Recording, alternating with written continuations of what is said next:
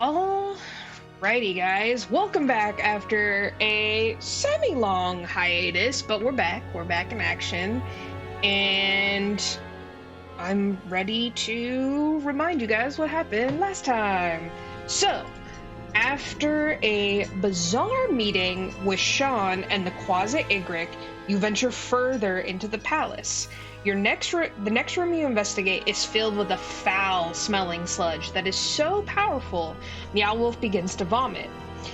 In the room, you see gilded cages hanging above the stinky goo, 3 of which are occupied by individuals Harper does not recognize. Without a way to unpetrify the people in the cages, you continue to push on throughout the palace in hopes of finding some of the records that Zybilna kept. Harper leads you upstairs past 3 stained glass windows that show Zybilna just as Zindi saw her in their vision from the stone. Just like the tiled mosaic, each window changes. The first shows the wizard Molly attempting to defeat the League of Malevolence by herself, which leads to her untimely death.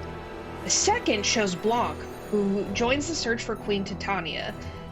Along with Lady Morgort, Clapperclaw, and Sir Talavar, Blanc finds Tatiana and nurses her back to health. They end up marrying and uniting the realms, and Meow Wolf and Blanc remain good friends. Finally, the third window changes to show Meow Wolf as the lone survivor of the fight with Endolin. With no one else to step up, Meow Wolf becomes king and struggles, but does eventually unite the realms. Gleam points out that these visions hearken to the prophecy foretold in the book you found. Upstairs, you find a talking lion's head who introduces himself as Envy and asks if you believe if fate is predetermined. As Meow Wolf and Zindi present their arguments, a door appears behind the lion head and you enter Zybilna's fabled laboratory and library.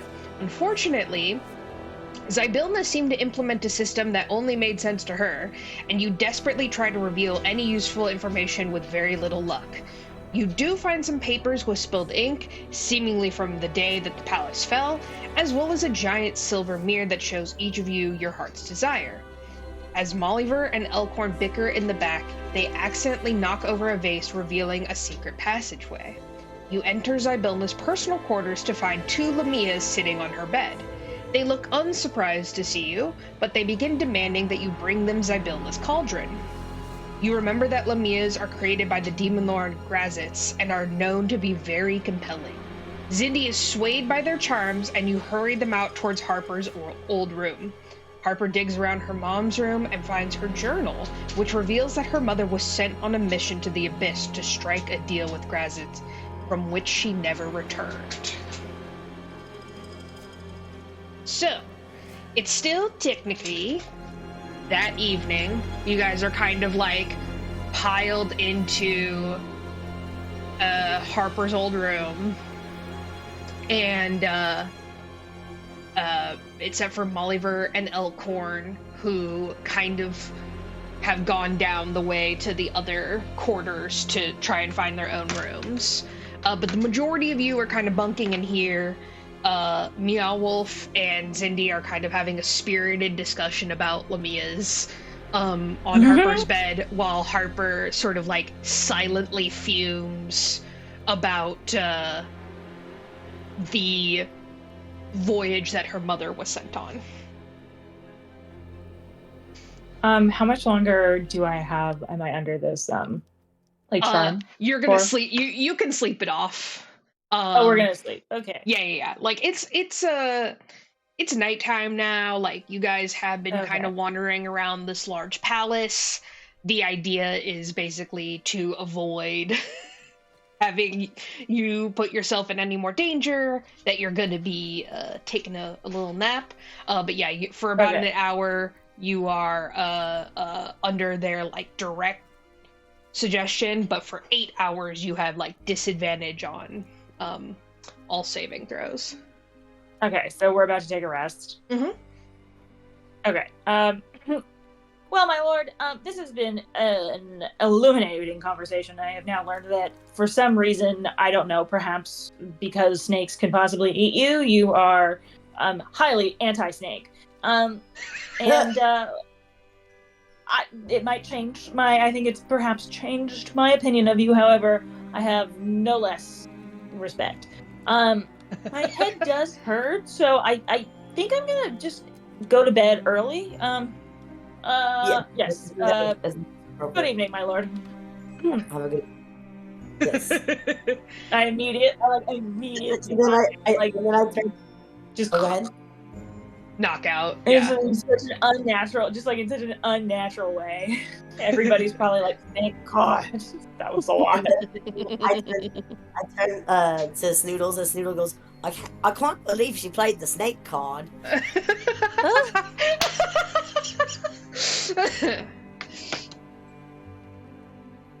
She didn't mean it. But yes, they can. But yes, they can indeed eat me.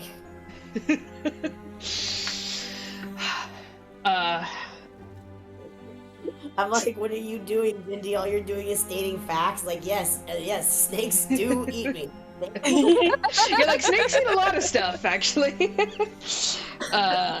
also eat rats, you know? Yeah, Snoodles is, like, I would imagine that there was, like, a big pink fluffy rug in the middle of Harper's old bedroom, and so Snoodles is taking up the majority of this rug.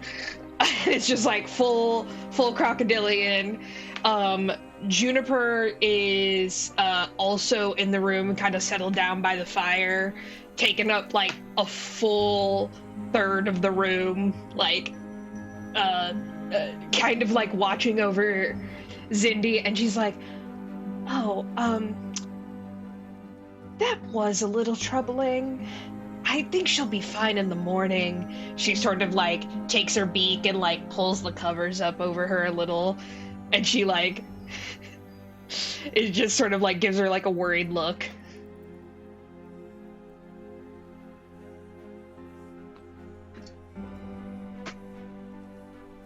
I think I just stay in my mom's room for a little bit longer before going back to, like, my room. And just checking in with everyone. Yeah, everyone kind of, like, left you to your own devices, kind of sensing that this was a little bit of a sensitive subject, and when you don't return immediately, you know, they kind of just assume that you'll be back eventually. You spend some time sort of, like, looking at her things and just, like, recalling childhood memories of her.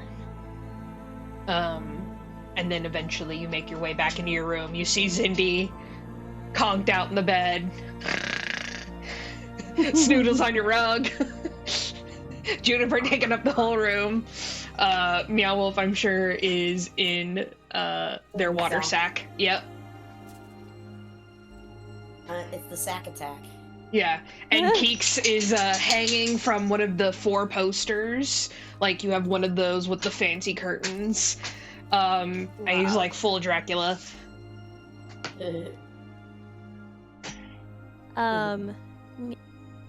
Is Meow Wolf asleep?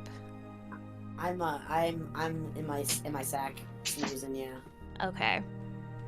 I think I just check on everyone just to make sure that, like, we're good, we're cozy, we're comfy, and then I guess I will just sleep in my mom's room. You take your time and you, like, you know, make sure your friends are comfy. You throw some wood on the fire and you blow out the candles in the room. It's a little unsettling because Snoodles sleeps with his eyes open. So just, like, imagine if you just had a ginormous crocodile just, like, stock still in the middle of the room, and, like, you're like, okay, it's a little... An albino croc, too. Mm-hmm. I also love the idea that, like, have you ever seen pictures or, like, videos of, like, crocodiles smiling? So, like, a doofy smile with their eyes open sleeping. Yeah, yep. Yeah. And he's a little cross-eyed, so it's even funnier. All in all, absolutely ridiculous. But you tread lightly around him. It doesn't move. you go back to your mother's room and you snuggle down in her sheets, and as you press your face into her pillow, it still kind of smells like the perfume she would wear.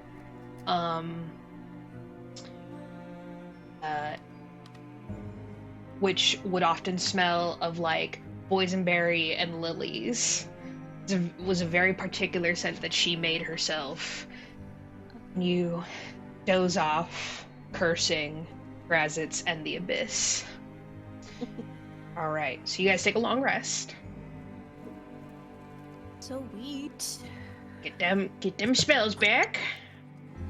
Okay. Fun.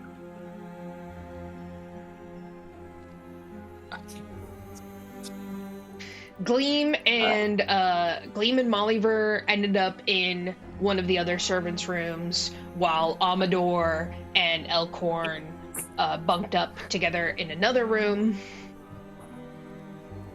And all these rooms, like, they're all basically, like, close to one another, right? Yeah. You guys... So there was basically the visitor quarters, and then there was like a base staff quarters, which were like on the bottom floor, a little closer to the kitchens.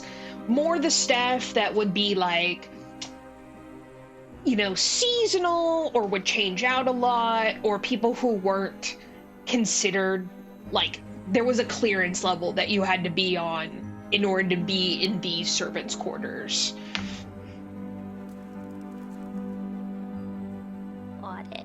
So these are the fancy servants' quarters. Fancy schmancy. Go Go ahead. Go ahead. I was just gonna ask like a fun question. Do I have a change of clothes here still? You sure do, Harper. You are the same, you know, you're probably actually slightly thinner than now, since you've kind of been like on the run. So some of the clothes might hang slightly loosely on you, but yeah, they're, you know, honestly, you guys could all have a change of clothes if you wanted to. The servants' quarter, like the servants were treated, especially people who held a similar rank as Zindi and her mom, were treated very well. Like, you had positions of power, you were trusted with a lot of things in the castles. While you maybe not held every single secret that Zybilna had, you were never, like, hungry or cold or lacking for any material things. And Zybilna was also an extremely powerful wizard and could conjure and enchant just about anything you wanted. So yeah, you have a full wardrobe, as does your mother, as does the servants in the other room. So if you guys wanted to like spend some time outfitting yourselves, you absolutely can do that. I think I'll wait for that to be like a good morning. We're going shopping. Yeah, perfect. You guys awake the next morning to a crack of lightning. It is still dark and stormy outside, regardless of the time. But you, the rooms are warm, and it's kind of one of those really nice rainy mornings where you're like, ooh, all I'm gonna do today is stay inside with a book and like some nice hot cocoa and a blanket, my favorite chair by the window. Of course, you guys actually have stuff you want to do today, so but that is the vibe when you wake up. And you guys actually slept in like real beds that are dry, so you guys actually get a excellent rest. Hooray! Zindi wakes up and is like super like feels like they've never like rested this well before ever, but also is kind of like, what? Where am I? Like, oh my lord, or Yes. We were in the castle. You know, feel like the last thing I really remember well was meeting those Lamia, and like then it's just kind of flashes of somebody like really kind of yelling a lot about like kind of some pro snake propaganda opinions. How was you? It was me. Was you? Okay. That well, even before you went to bed, you told me that I don't like snakes because they eat me. that is embarrassing. I apologize. If I hope that everybody could perhaps understand that maybe those creatures charmed me in some way. None of those. I do not endorse any of the opinions that any of the snake-related opinions I shared in the kind of second latter half of the day. We did some good finding and hunting, though, right? I think it's quite all right. You weren't yourself, and that was painfully obvious. Apologies, my lord. Apologies, Harper. Apologies, Gleam. Snoodles. I would even go as far as mildly entertaining. Okay, well, with that, I am gonna wash up. I'm gonna find like some I don't know, some yeah, yep. It just kind of leaves pretty awkwardly. So Harper's mom and her had like a Jack and Jill suite, so there is a nice bathroom in between, but you can also just like go to someone else's quarters and take over their bathroom. I'll freshen up with the water basin and stuff. For some magical reason, there is some fresh water in the pitcher. Everything's frozen in time, so yeah, absolutely. Oh yeah, nice. Feel free to take like a hot bath, take your time, pamper yourself.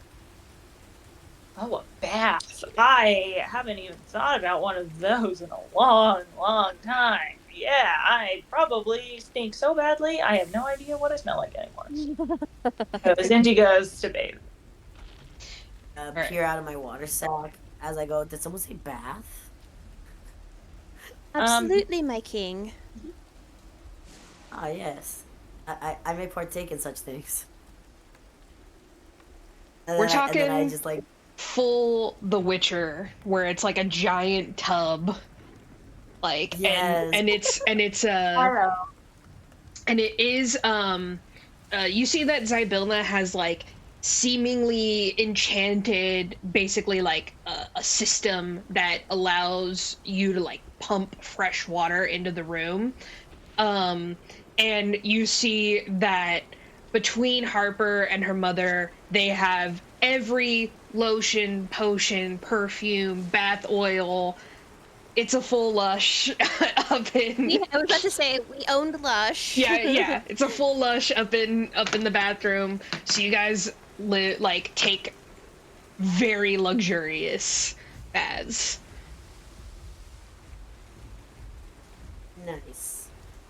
Harper, you even find some curly hair product that you can put in your curls. Love it. You scrunch it up. I'll be a fluffy bunny once again. Yeah. I didn't know. I didn't know bunnies had moisture mousse. You know, in my land, they just got frog slime. It worked perfect with the pH of my skin, and it amplifies my poison.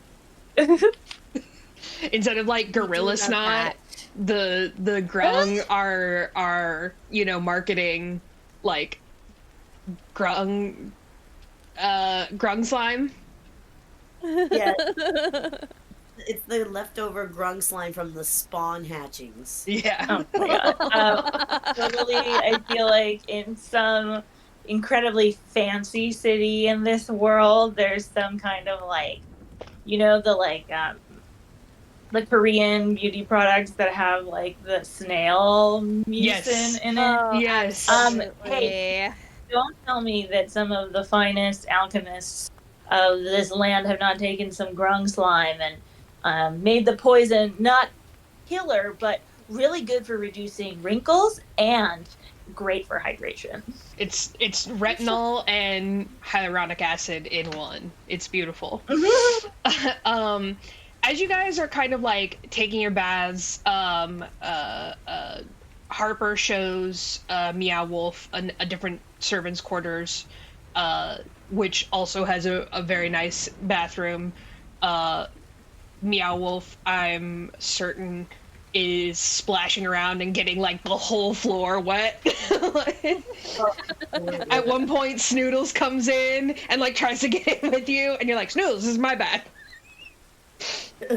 Like, and it's funny because he's like wrestling around with me like Croc style. I'm like, stop it! This is my time. It's my time. It's my time. You can have it after. Harper, you begin to like look through your closet, and you find all of your beautiful old like robes and outfits, and you begin to pull some options for your companions and yourself out. I think once everyone is done, like,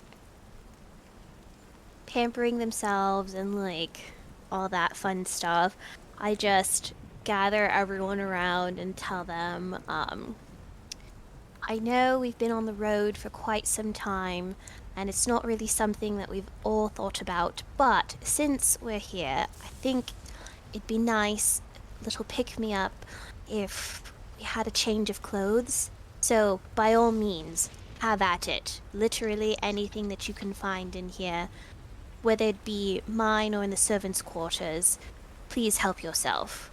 The only thing that you cannot touch would be, obviously, my mother's closet, but, aside from that, please help yourself. Thank you. Wow, Harper, that's amazing! Thank you so much.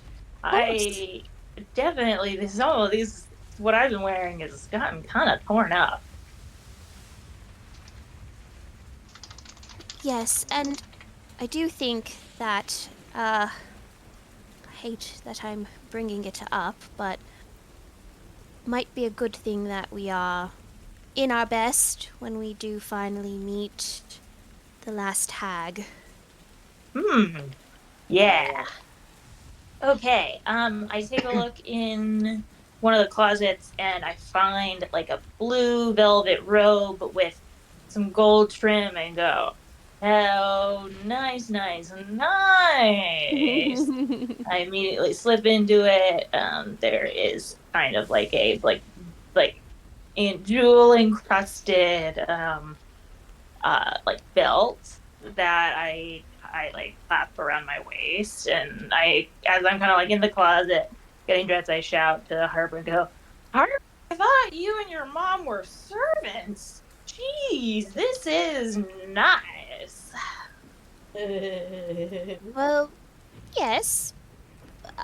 We were expected to dress a certain way. After all, we represented the queen and the kingdom, so we had a little bit of higher expectation compared to others. So, I don't know. That was something we wore on Tuesdays. You see me come out and puff pantaloons. And I'm just like, oh yeah, this makes my skinny legs look beefy. Woo! Turn around, my lord. Turn around. And you see like they're like super puffy, like they like almost like the chicken leg type puffy. Yeah. Yes. They're like vibrant with oranges and reds and gilded golds. I pull out like my pan flute and start singing, or start like kind of noodling the tune to I'm Too Sexy. But which is also exists in this world, which is just absolute coincidence. How convenient. As the flute starts off, you hear Snoodles go, "Too sexy."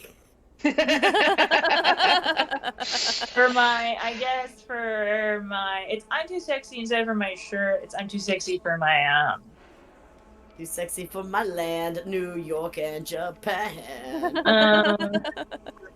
Too sexy. Oh. There we go. So Zindi, Yeah. please go ahead and add a cloak of displacement to your inventory. Okay. And Meow Wolf, please add cloak of bat to your inventory. Cloak of bats. Okay. Nice. To my inventory.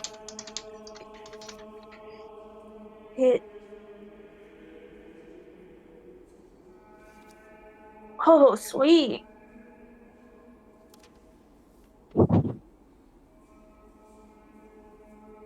Wow, Harper, thanks for just letting us kind of use all of the things in your room. I feel like a brand new person, totally ready for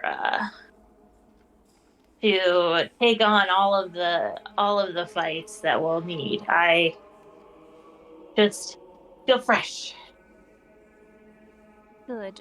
I'm glad you feel that way. It's important.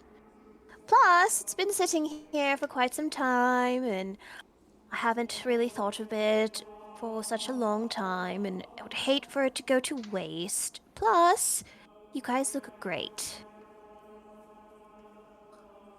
Thank you.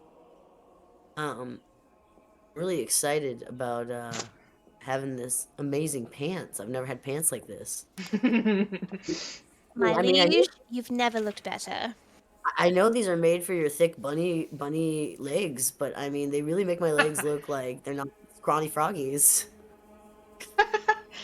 Makes it look like it's leg day every day.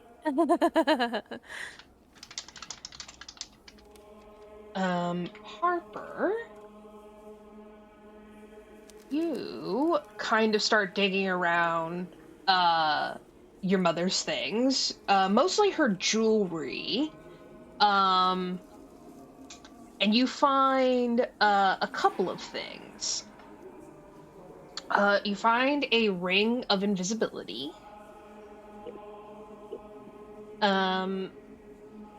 And you also find a very elaborate belt.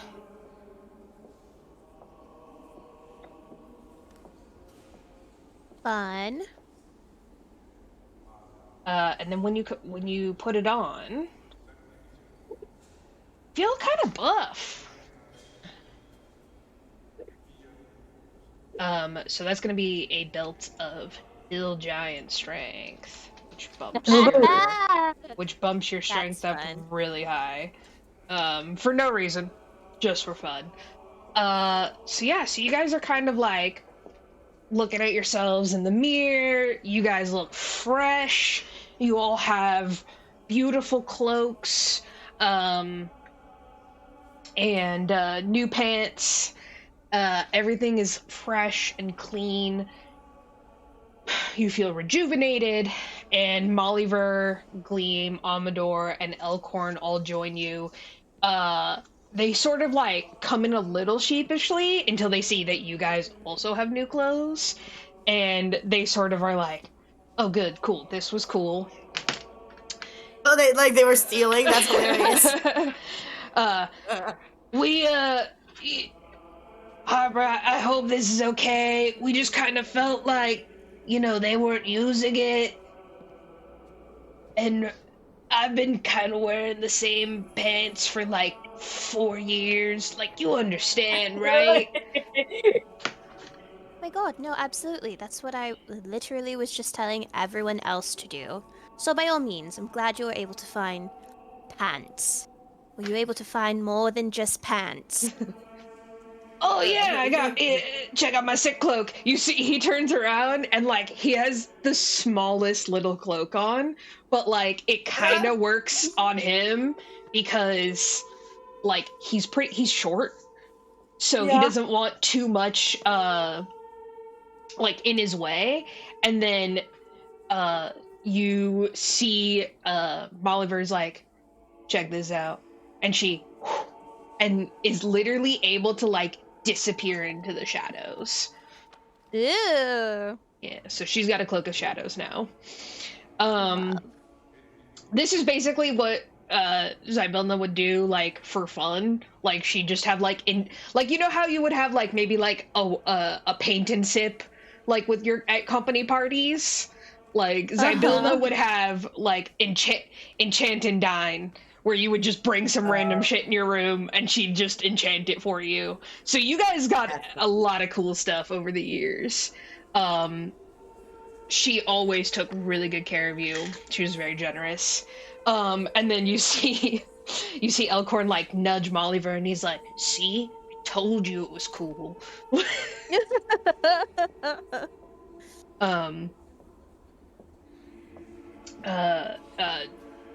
So,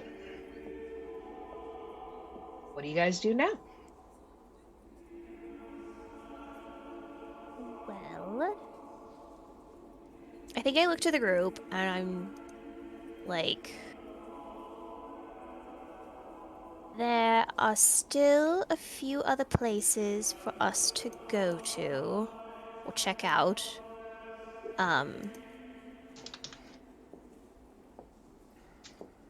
Sort of up to you where you think we'd want to go. Do we want more things? I feel like I'm pretty thinged. I'm pretty full on things. And I like kind of straighten out my belt buckle. And I well, speak for yourself. And I look at the cloak, and I'm just like, yeah, if there's more things that will help us fight, I mean, we should go. Meow Wolf only has like 3 bangles, and he's like really trying to go for like at least 10 on each arm. Yeah. On like the tiny arm. He is a lord, like. True, it's true. I don't understand the aesthetic needs of someone with such dignity. Oh, you want me to wear the king's outfit instead? Silly. Okay.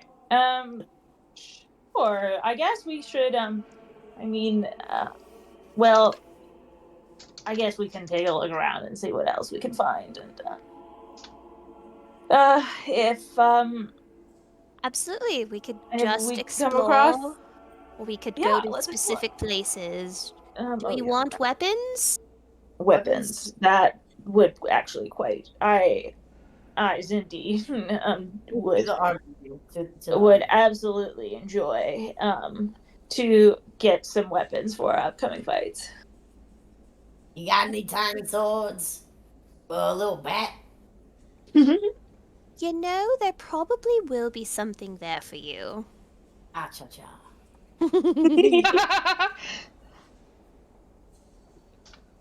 All right.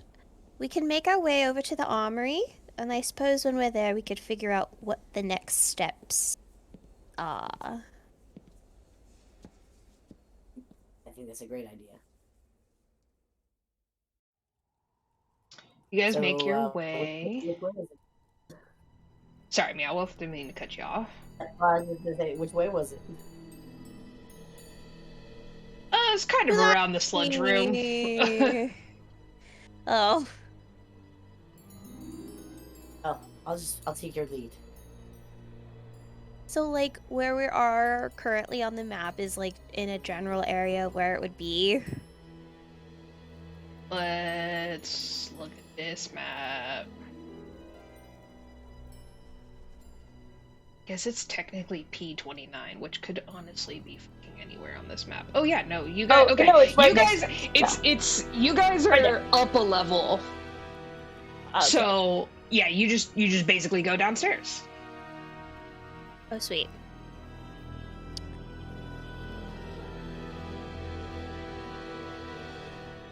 So you guys make your way downstairs. and you enter the armory. This wasn't somewhere that Harper hung out like a ton, but you know that it has a ton of weapons. A lot of people would like gift Cybelma weapons, which she always smiled and took with grace, but she's a wizard, like, she didn't use a ton of weapons. But she would, they were readily available. Sometimes she would, like, re-gift them. But it's extremely well organized. You guys come in, and everything is just, like, in glass cabinets. And are basically like all labeled and everything. Ooh, nice. I take my weapons out, the weapons that I have, and just like, because I assume I have like weight limits. And I just toss them on the floor. Time to upgrade. Zindi says.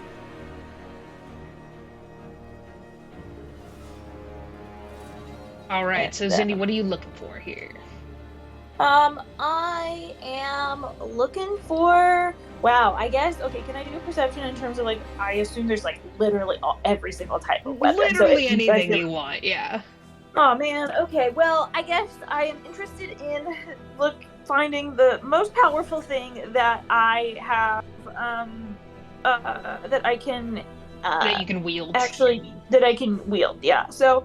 A long sword or like rapier, I think it would probably be is gonna be what I want. All right. And meanwhile, and actually, and a crossbow as well. I am gonna going to get rid of my existing longsword and existing rapier and existing crossbow. Those are the ones I threw on the floor. And cool. You know what? I bet I could find a pretty like a swaggy dagger too. All right, so Zindi, you see a couple different things.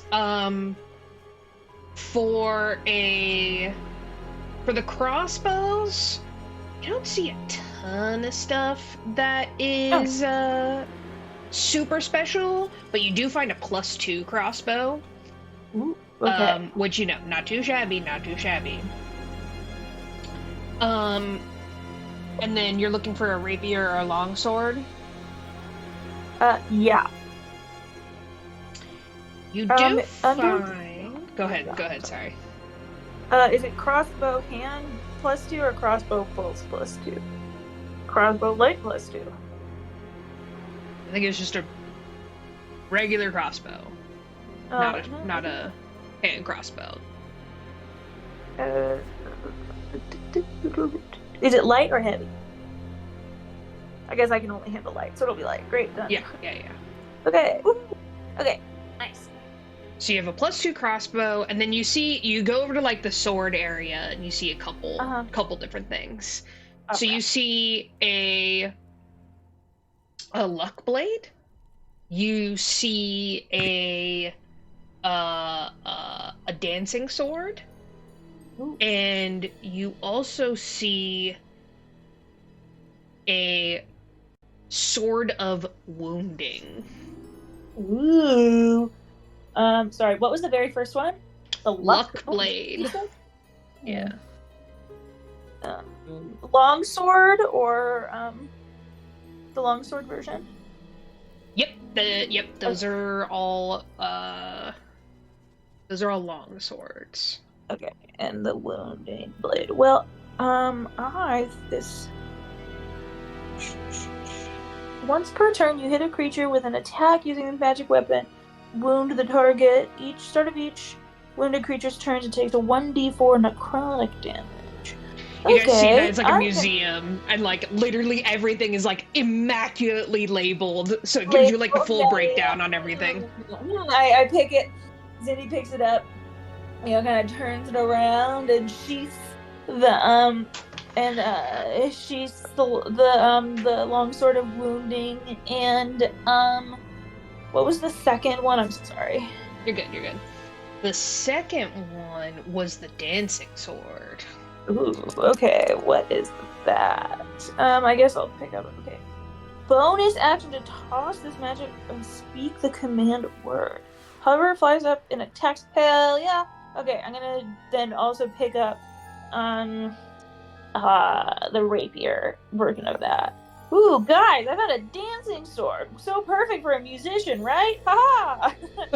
And you just kind of see Zindi just like going like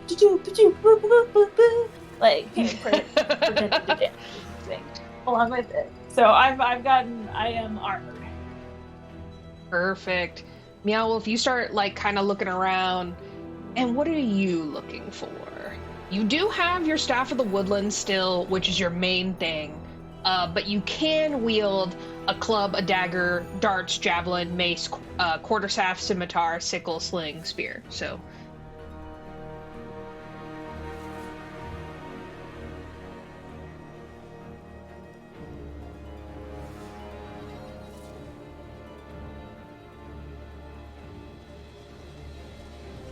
Emmy there?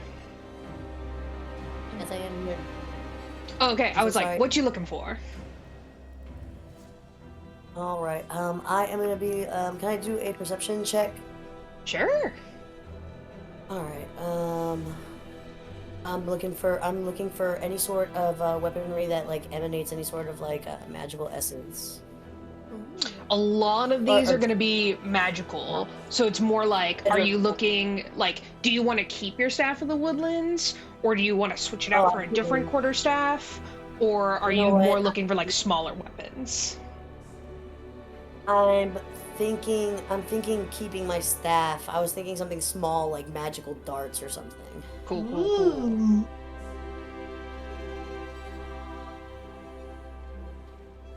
Yeah, go ahead and make a perception check.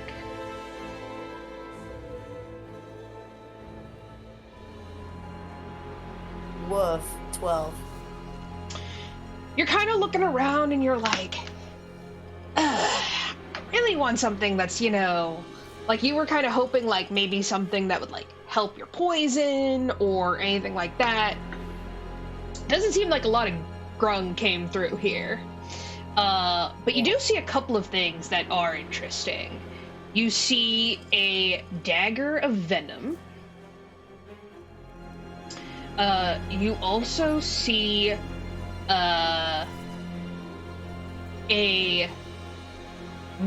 moonsicle. You find a very interesting longbow called the Oath Bow, a number of arrows, and you also find a... Sorry, I'm like trying to read here.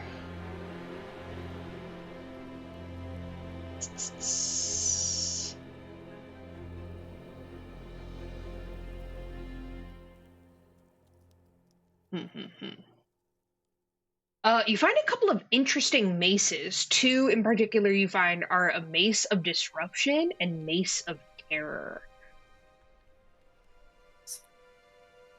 Mace of Disruption and Mace of Terror. Can I do an Arcana check to know the difference? Maybe? Yeah, they have the little printouts on the thing, so you kind of like lean in, you're like, oh, what's the difference between these two? Perfect. So Mace of Disruption is going to be more for fiends or undead, while a Mace of Terror has 3 charges that release a wave of terror. Anyone within a 30-foot radius of you has to succeed a DC 15 Wisdom saving throw, or become frightened of you for 1 minute. Okay. Very cool. Man, I'm thinking it's pretty hard to pass without a trace, though, that I can give on command to everyone. You still have one more item that you can attune to. And you can also just take, like, the ammo or a dagger or something small if you want to keep your main one. I'll take that magical dagger. All right. Yeah, okay, so you take the dagger of venom. And perfect. You also find you find some arrows, but in particular you find one really special arrow. It's an arrow of slaying, which means that they have to make a DC 17 Constitution saving throw, and if they fail the throw, they take 6d10 piercing damage. Oh wow! I definitely take that arrow. Nice. You're like yoink. Yep, yoink. Put it in my little quiver. All right. Perfect. Thank you. Yes. And Harper, you are attuned to quite a bit of things. However, you could still absolutely look for a couple, like, unattunable items. I think... Let me double check what I have.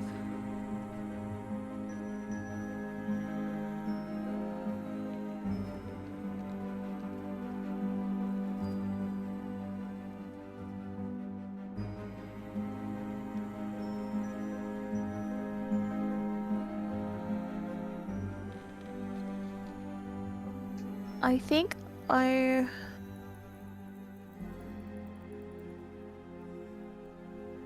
have a light crossbow already.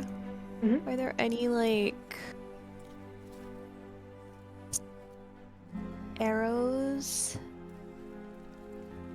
or, like,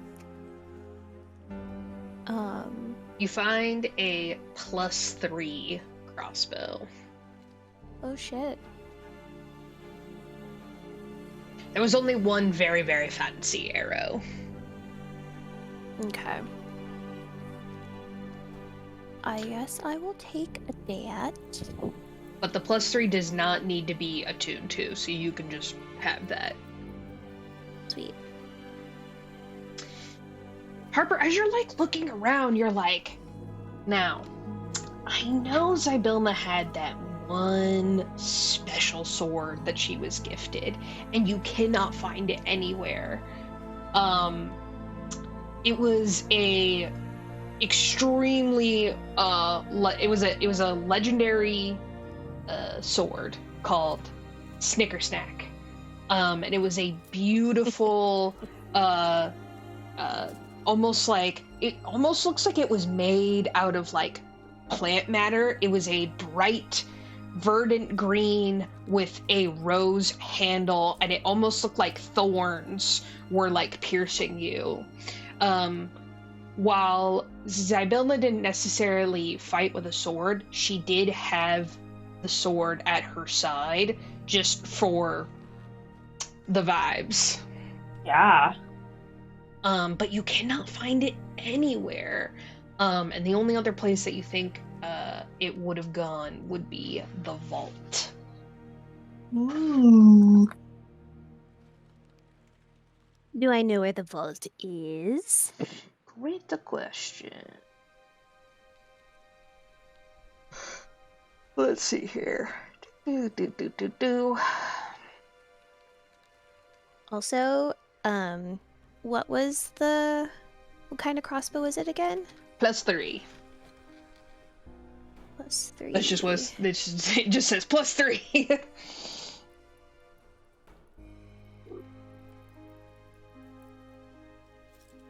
I am not finding a +3 crossbow. Load more. Do I need to have like arrows and stuff in order to use it, or is that not how D&D crossbows work? No, crossbows and arrows, like, you have regular arrows and stuff that you cool, would have. Cool. It's just now Meow Wolf has one really savage arrow. Okay, sick. You do know where the vault is. It is an incredibly ornate iron door, which sits at the top of a staircase. It's sort of like off in its own turret. And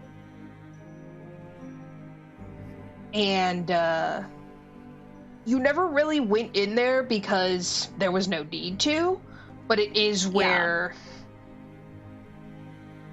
Zybilna kept some of her more sentimental things.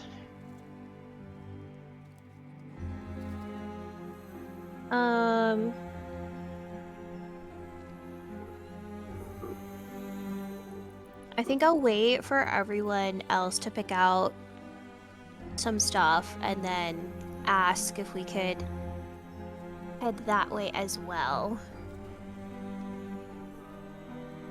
I think we picked out all our stuff, right? Yep. Or yeah. You see the others are kind of like going around. You see Mollyver's like flipping some daggers to like see the weight. You see Elkhorn's like practicing like smashing things with like a giant hammer that he picked out. Keeks does indeed find a very small little dagger sword. And It's comfortable with a toothpick. Yeah. It's pretty small, but it is adorable. That's exactly what I imagined. Like, yeah, Keeks will find you something. Gleam sort of like is like testing like a bow and arrow. You see that she's not super adept at it, but like she does have a lot of core strength and whatnot. So her aim could use a little bit of work, but she absolutely has the actual strength to like pull a bow. And Amador just sort of like, he's been real sad the past day. He kind of just is moping a whole lot.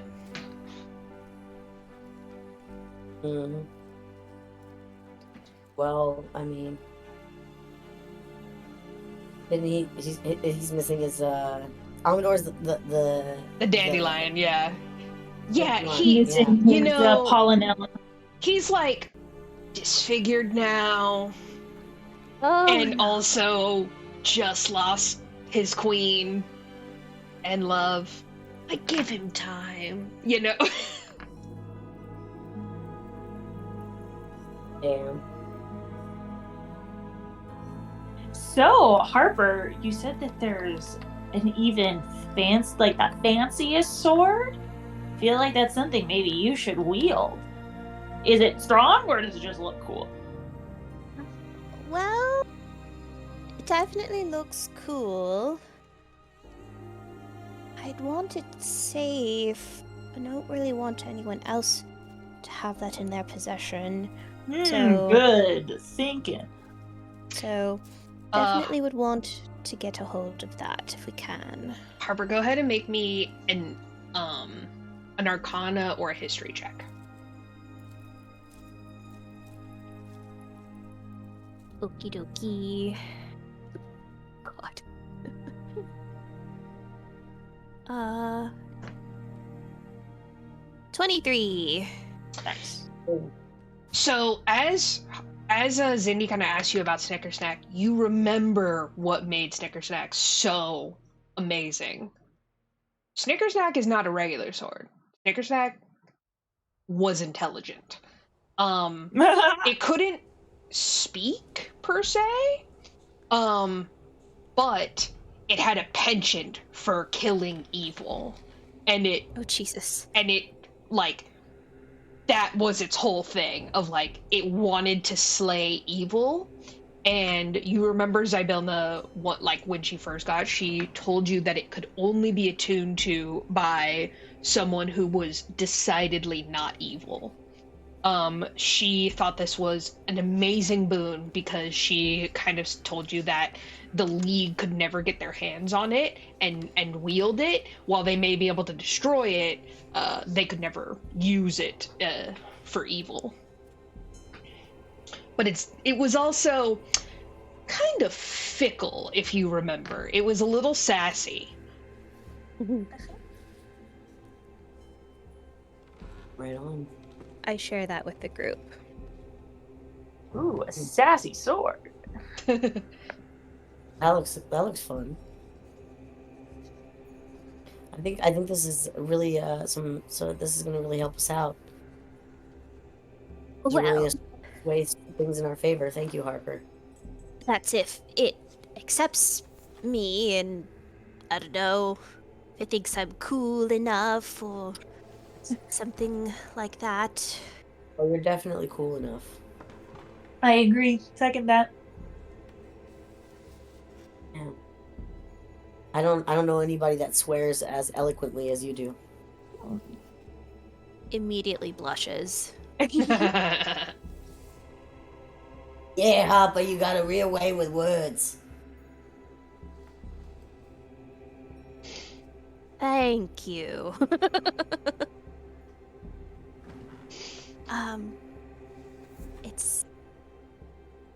Thank you.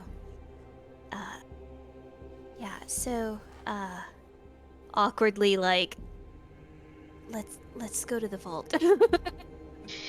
You guys trek through the castle,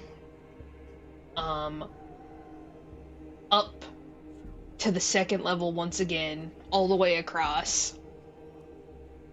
And you go all the way up the stairs. Like, it's like several levels of stairs. And you guys are like, it's like when you're like up 15 floors and your elevator's broken and you're like, God damn it. Jeez. You're sweating in your new drip, but you guys finally get to the top of the stairs, and you guys see, I mean, this is probably the most ornate door you guys have come across. It is perfectly polished, as if it was polished yesterday, and it has like full-blown inside of a bank status with like cogs and latches and tumblers locking it. And you see that a round doorknob is engraved with the image of a nightingale. Ooh. Go ahead and each of you give me an investigation check. Yeah. Investigation. 20. 14. 5. You guys are kind of like looking around. I got a 20. Not a nat 20, but a 20 total. But a dirty 20. Zindi, you look in, and Sylvan, you see, etched into like you can barely see it, just etched into the handle under the nightingale. It reads, "Speak my name." I read it aloud. Does this door have a name, Harper, that you can recall?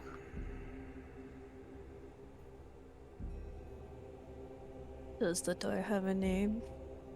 Go ahead and make me just a straight up intelligence check. Okay.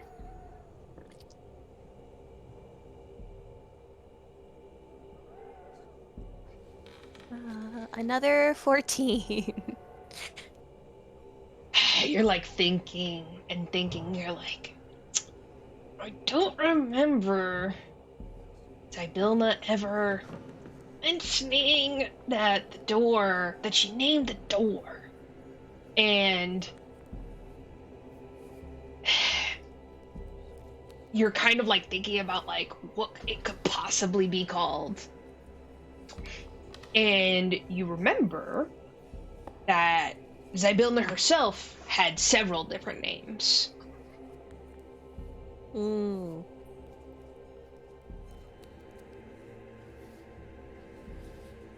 I try at least 2 of her different names. Okay, which one do you try first? Tasha? You try and turn the lock, and it doesn't budge.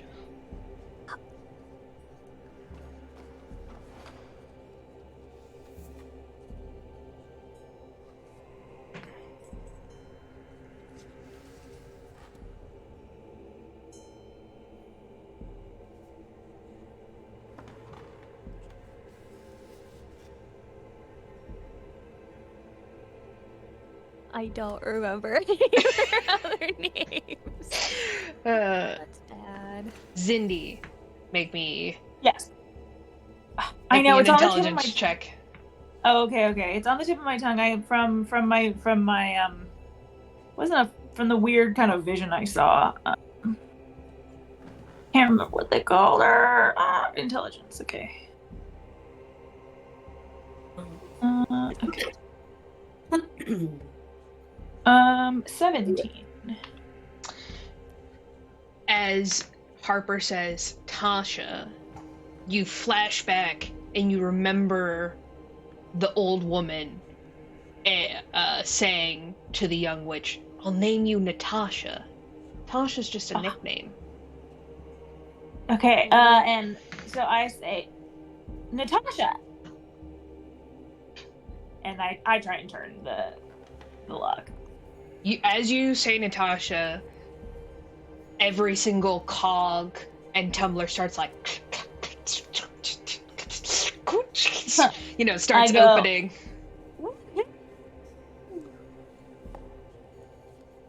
From that weird vision I had, guys.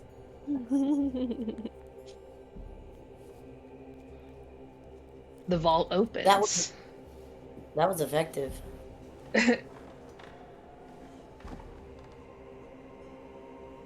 As the vault opens, you guys are met with a cold air. It's relatively dark in the chamber, but you guys see stairs leading down the turret.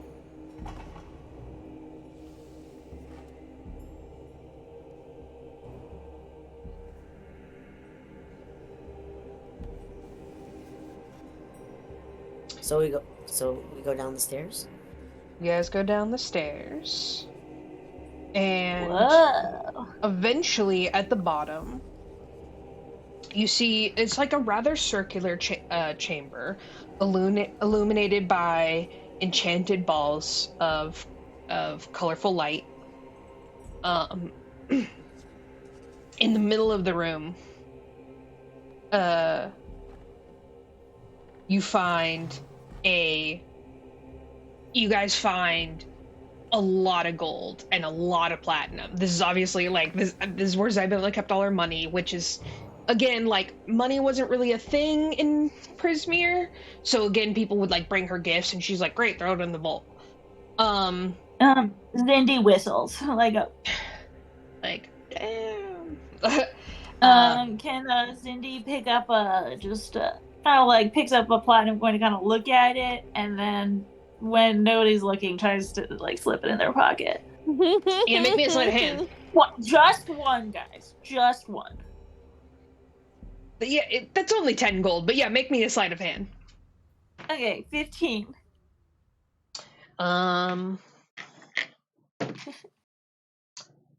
You successfully. Mollyver and Elkhorn and Gleam and Amador don't really seem to notice or care. They're kind of like, damn, they've never seen so much money in their life. Harper. Yeah, I just kind of, as I say that, as I slip it in my pocket, I just kind of whisper, souvenir. Souvenir. I'm going to put this in a penny press on the way out. Exactly. Golden penny press. Yeah.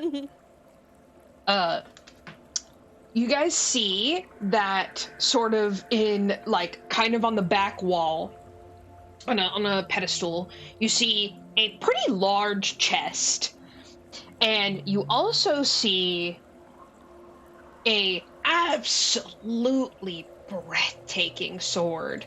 It hangs in the air, and it just sort of like bobs up and down. I'm gonna send you guys the picture. It is perfectly lit and like kind of like spins and just like gently.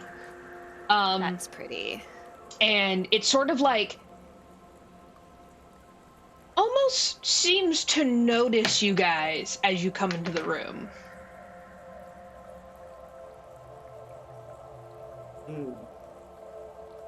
Feels a little eerie.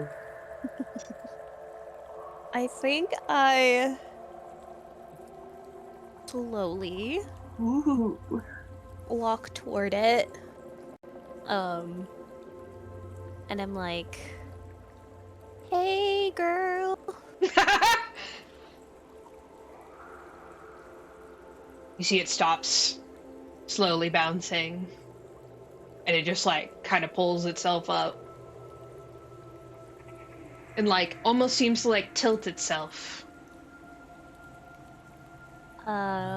I curtsy and bow. It lowers itself slightly.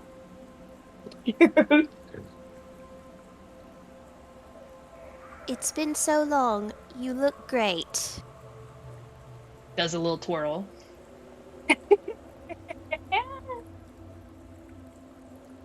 So, like, we're trying to find the queen and, like, beat up some other people. Wanna join us? It hesitantly comes towards you. Yes. Harper, what is your alignment? Oh.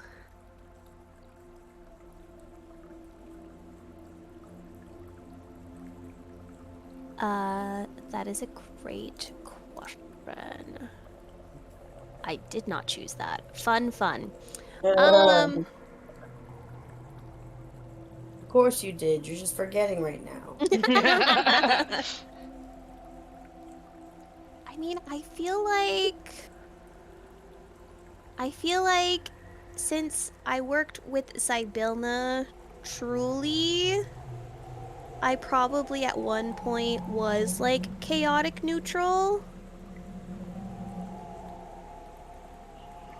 Because I had to like do the stuff for my queen. And if it meant, you know, whatever to make the queen happy, right? Mm-hmm. But I think since my time being displaced and all of that and trying to find her, I've shifted over to probably lawful neutral. Like comes towards you. And like kind of like circles around you a little bit. And seems slightly hesitant. But at the mention of the queen, it kind of like you saw it perk up a little bit. What do you say to convince Snicker Snack to align itself with you?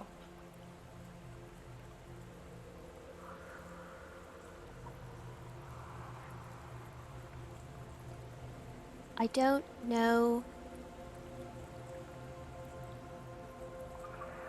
what you know, but then I like explain like the last 15 years to the sword and then say time apart from the castle has really shown me that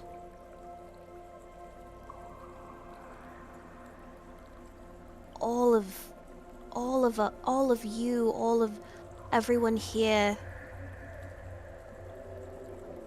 meant so much more to me than I could ever possibly imagine. And I want to make sure that the kingdom is safe and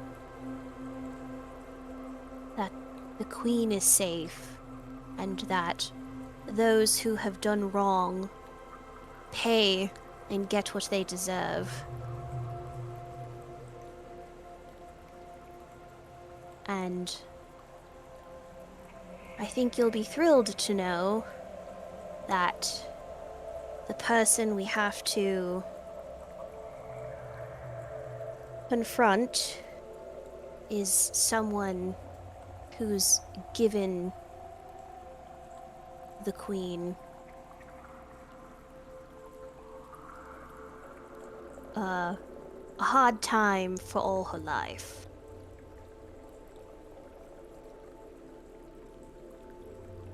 Go ahead and make me a charisma check with advantage.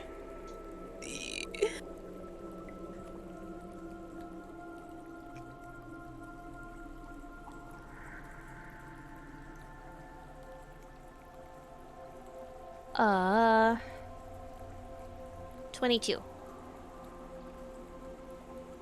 See, you sort of like retell this long story of everything you've gone through in the past 15 years, and like you could literally hear a pin drop in the room, and everyone's just sort of like listening to your harrowing tale, and you end your speech and you look pleadingly at Snicker Snack, and you see the sword like rise up and position itself horizontally in the air, gently puts itself to your arm height. As you reach out, touch the sword, it magically shrinks a little so that it perfectly fits on your body. Nice. Immediately weep.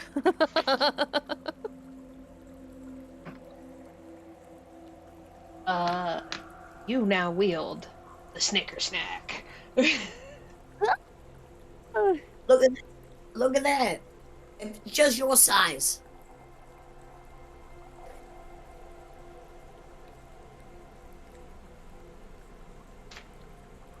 There is the Snicker Snack stats. And you kind of like turn around. You're like, ah! And you see Elkhorn's like kind of like looking at the chest, and he's like, "That's great. What's in the chest?"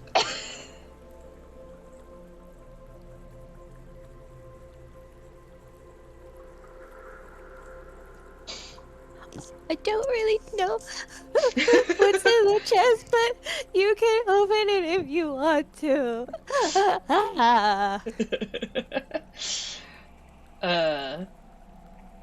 Keeks comes over and like starts wiping away your tears. There. Snoodles puts his like overly large snout onto your foot, like and you see Molliver immediately thieves tools out like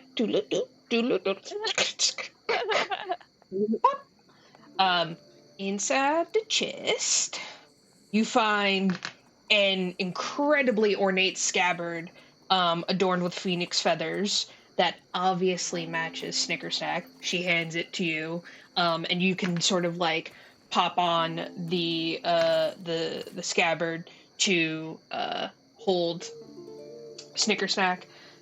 You guys also find a gold helmet decorated with heart antlers. Elkhorn sort of like waggles his bushy eyebrows at that. And you guys also find a shimmering silver cloak with a unicorn embroidered in platinum thread. Wow. Ooh. Can I do an Arcana check to like see what exactly type of cloak this is? Yes, of course. Yeah, where's my? Okay. Wow, that's awful. I have +9 Arcana, but I roll a 4, so 13.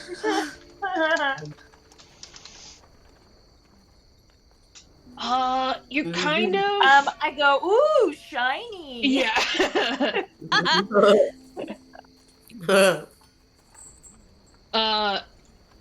You're not. I too. Yeah, go ahead, Meow Wolf. Oh, I was gonna say I too give it a good look, and give it an Arcana check. All right, roll that Arcana check. Yes, nat 20, 25. Woo! Woo, woo. Okay. Yeah. It's just a regular cloak. No. It's just pretty. Let me find exactly what the stat block is.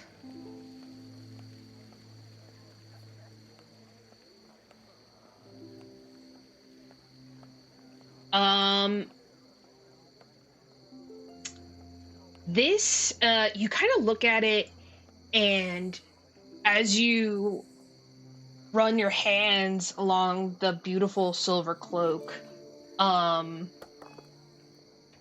you get like an overwhelming sense of like warmness and like goodness through your body. And you believe that the cloak has some kind of healing properties. On a nat 20, I would say you kind of like have the sensation of like you would be being healed if you weren't already at full health points. Essentially, this is a cloak of rejuvenation.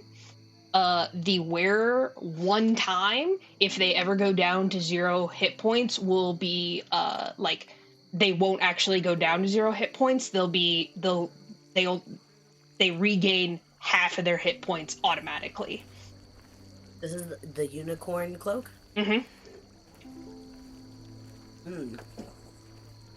That's really useful. Does Zindi already have a cloak? I do not. I think this one's meant to be for you. Wow, because of my unicorn stealingness. Thank you. And it's called, is it just called the Cloak of Rejuvenation, or is it a specific cloak? Cloak of Rejuvenation, yeah. Okay. I might have to like pop in a homebrew thing for you. When Meow Wolf kind of like hands it to me, I am like so moved that I kneel. But you know, now I'm just kind of like a little bit taller than him. It's not like dramatically taller than him, but it's I go, oh, my lord, I will cherish this gift forever as your humble servant. That's very sweet of you to say, and also unnecessary. When I search cloak, there's lots of cloaks, but no cloak of rejuvenation. I will pop it in a homebrew thing for you. So you can just like create a custom item. Yeah, create a custom item. Just put in cloak of rejuvenation. Okay, cloak. And then I'll put in the specifics for you. Thank you. An item. This is classic DM Dee shit of like, you know, we're getting to the end when I just start giving you guys like random magic shit. You know, a good fight's coming when you end up in a room with like all the treasure, right? Like, ooh, why the music you change? Get some cool shit, and why are we saving here? Why do we have all this cool shit in the treasure chest? What's all these healing potions doing here? Yeah. Yeah, the healing potions. Well, we each get 17 healing potions and one. You guys still have some healing potions from the last time. Cool. And I'll go back like before next session or so. I'll make sure everything is on your guys' sheet correctly and like Okay. have everything plugged in and whatnot.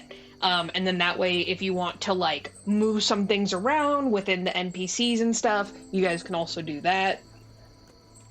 But yeah, the cloak is insanely gorgeous, and it almost has like, it almost looks like like unicorn skin, like that kind of like silvery etherealness.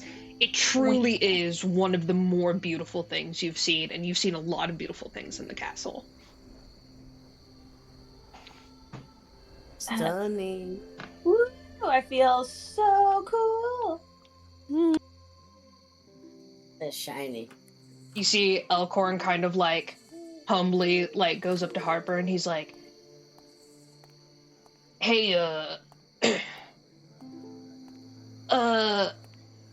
could I wear this? And he like pulls up the gold helmet with the antlers.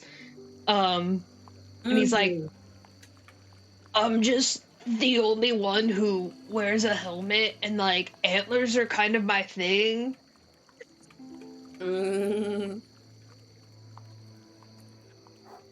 Dearest Elkhorn, of course you can wear that.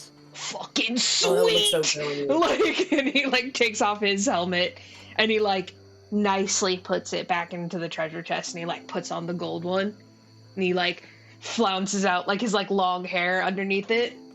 It's like, feel like 1,000,000 gold. You look like 1,000,000 gold, my guy. He like fist bumps you. Which you can do now because of your gloves. Yay! If it's glowing, it's good to go in.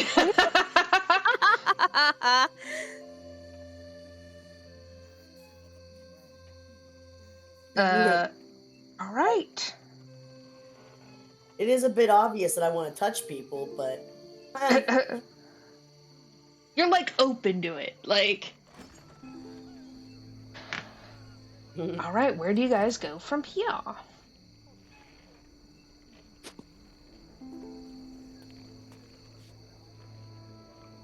It's a great question. Out of character, where should we go? Yes. oh, how many more rooms are left? A lot. Okay.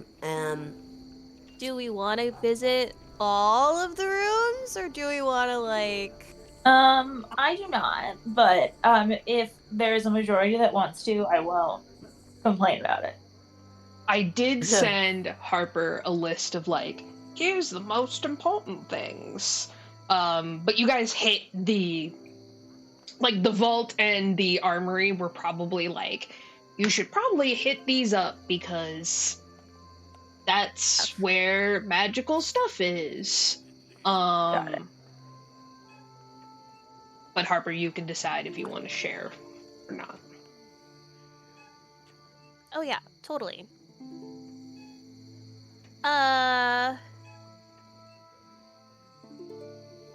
Aside from finally going to the amphitheater, we should also probably check out the carriage house. Ooh, yeah, the amphitheater. That's like the last place I assume kind of we want to go, right? That's kind of where we think that stuff is going down, right? Yeah, I think that's like the grand finale. Okay, well what's in the carriage house, Harper? It's a house that has a carriage. I don't know. And horses, perhaps? Maybe a place for a brush for Juneberry over here? Oh, that'd be nice. Hey, maybe there might be a saddle for Juniper. Juniper gets like angry eyebrows when you say saddle. I apologize. Apologies. Yeah. I put my hands up. I'm so sorry. I even suggested it. Maybe a very cool armor for a certain owl bear that has full agency and will not have somebody ride on them on a saddle. And I just kind of like do like a cheesing smile. Yeah. Meow Wolf, were you gonna say something? Sorry.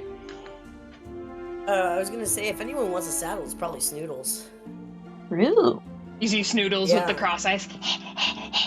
You're getting pretty big, boy. Oh yes. Oh yes. I want a leather harness. A little leather harness for this little shark tooth. So, Harper, the carriage house, did have, it was next to the stables and such, and you guys did have traditional horses and whatnot. But the reason it was called the carriage house was because Zybilna actually had a flying carriage. Ew. All right, y'all, let's go pimp our ride. Flying carriage. Yeah, I mean, honestly, we should just let's get the flying carriage and just fly into the amphitheater. Like maybe they'll be just so shocked by how cool we are, they'll just put down all arms immediately. Look at those pants. Look at this cloak, and look at that sword. I mean, we'll definitely be arriving in style. Not gonna lie, sounds real bitchin'. Let's go. Mollyver sort of starts walking up. You guys make your way back over, or back up and then down, towards kind of the front area of the house. And you go almost sort of outside. The carriage house is almost looks like a glass house. It's all glass. You guys can see the storm and the lightning outside. And as you enter in, you guys see an enormous, beautiful crystal carriage, full-blown Cinderella's carriage, beyond stunning. And you guys also see that there are 8 glass statues of Pegasi. And as you guys enter, they start stamping their hooves and snorting at you guys. And you see that the carriage as well as the Pegasi each have unique wings. One has wings of a bat, one has wings of a butterfly, fairy wings. One's a monarch. So cute. So cool. They are some of the most beautiful enchantments that you guys have seen.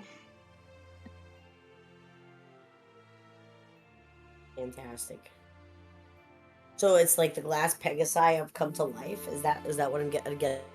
Yeah. The go ahead and make an Arcana check. Everybody or just anyone. No.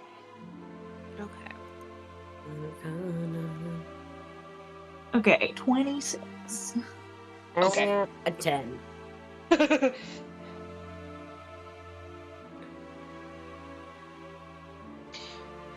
So with the 26, you take a little closer look at the Pegasi, and you kind of discern that these are constructs.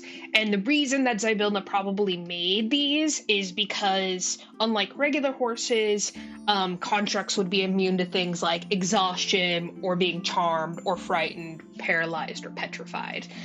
So these are really the super ethical way of having a horse-drawn carriage. Cool. Also, all the vibes, none of the cruelty. Yes, all of the vibes, none of the cruelty. Also, they are stunningly gorgeous, and they're very friendly. As you guys kind of get closer, they they kind of like kneel and like nuzzle you, and they sort of like some of them like gently leap into the air to like show off their wings under the thunder and lightning and the rain. Like, it's very enchanting in here. The glass carriage is completely see-through, but when like light reflects off of it, it kind of like rainbow prisms. Oh my god. It sounds so pretty. Yeah, it sounds gorgeous. Breathtaking.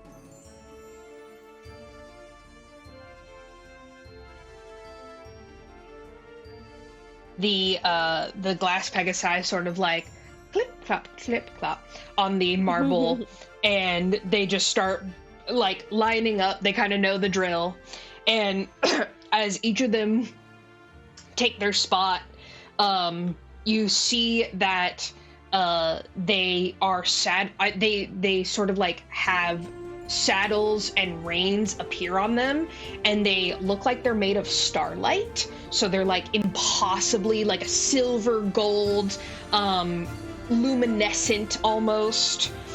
And you see that they kind of like, they wait for you guys to board.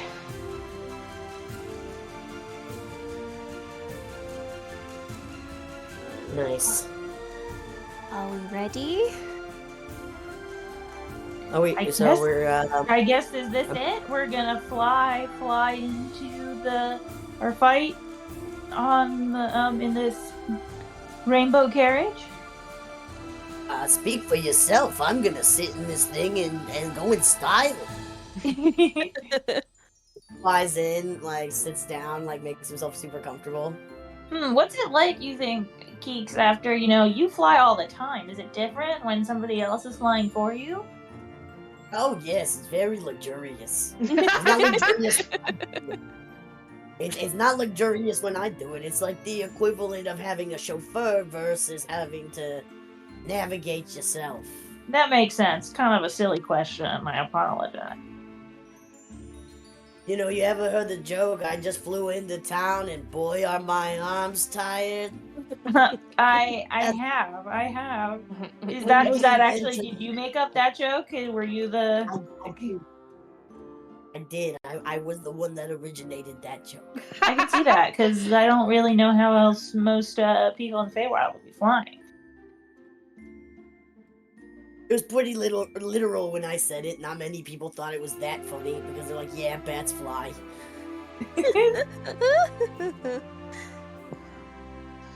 But you know, that's what open mic's about, right? Anyway, I'm gonna have a seat.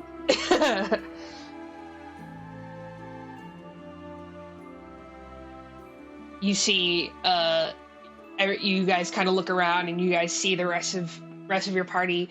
Gleam looks a little nervous, but she kind of like rubs her hand together. She's like, I'm ready. I really want to save my sister. I think she's with Endelyn. Okay. And she like gets in and sit next to Keeks. Mollyver. To saving siblings. Yeah. And Mollyver like just like kind of gives a nice like curt nod in your guys' direction. Ducks in. Elkhorn sort of like is like, damn, this is beautiful. Hey, Hoppa, who's gonna drive this? And he like gives him a big toothy grin.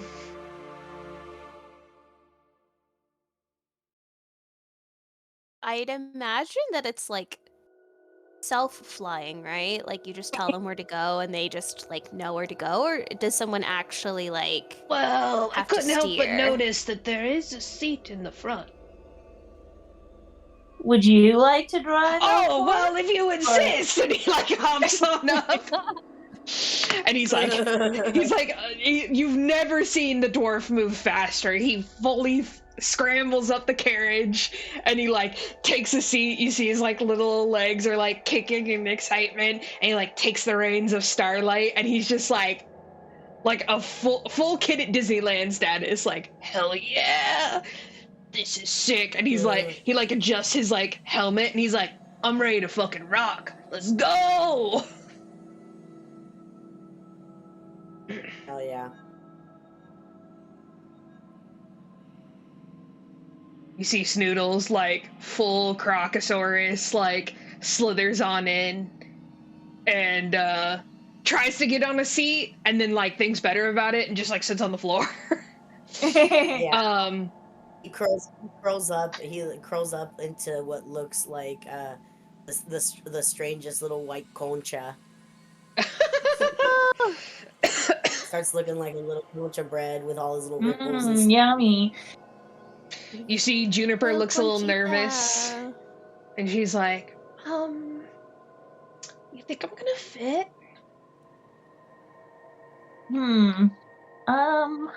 Let's give it a shot. Okay. She, like, puts her face in, and as she sort of, like, starts to squeeze in, you guys see that the carriage, much like Molly's, like, house could magically get bigger, you see that the carriage gets magically bigger, and even the horses seem to get a little bigger to, like, accommodate the weight.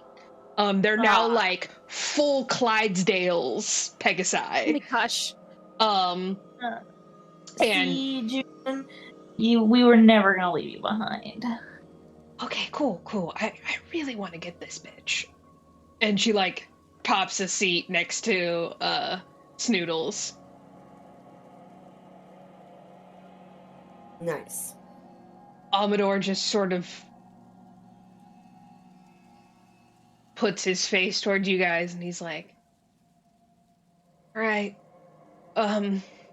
yeah, let's go. He sort of sadly sits down in the back.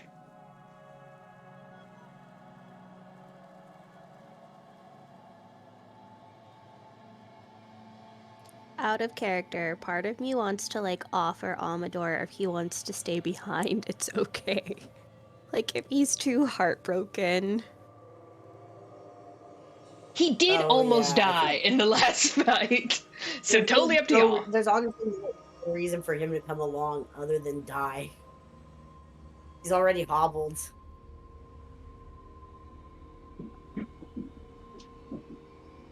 I'd offer him to go to the greenhouse and just thrive in an environment that, like... Oh, Harper, that's a really cute idea. You should do that, and then he can, like, hang out with all his little flower friends.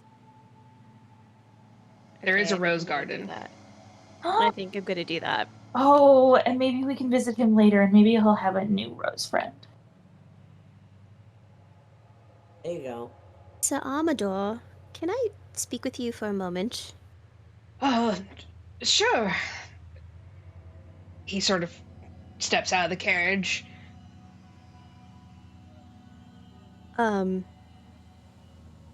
like, grab what I perceive to be a hand and look at him in what I assume where his eyeballs would be, and very earnestly say, I know that the last few days have been a lot for you, and I think it would be best, just for this one, if you stay. I could show you where the greenhouse is.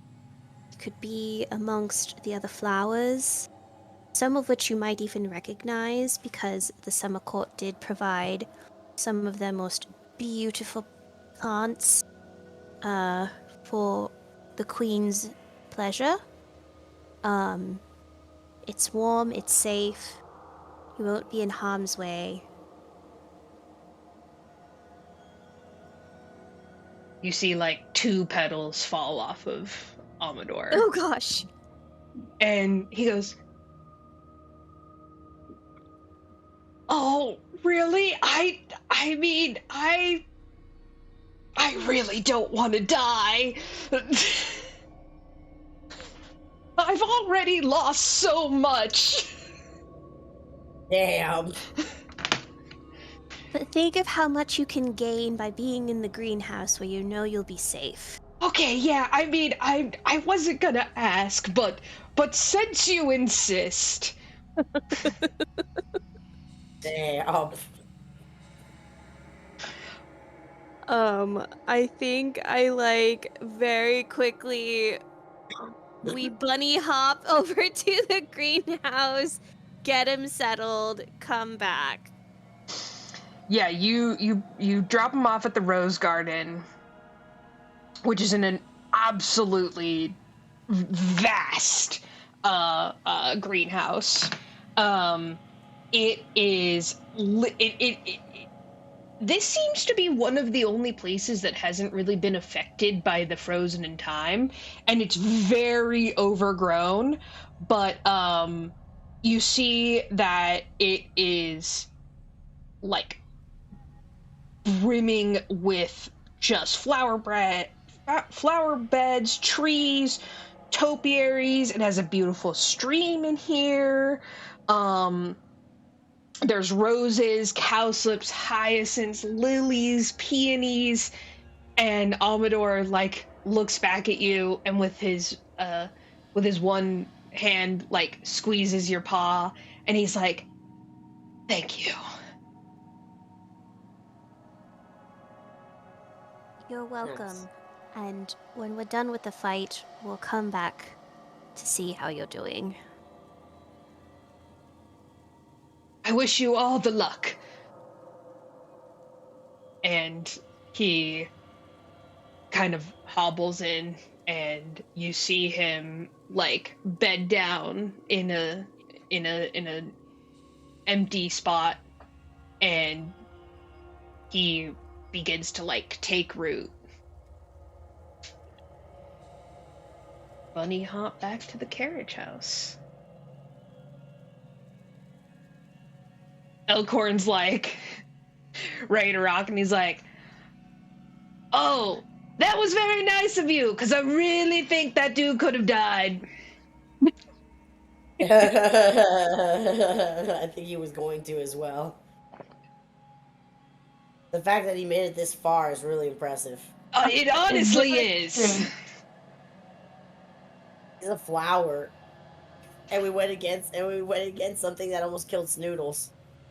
It's true. He did mention the fact that he was a dandelion 8 times.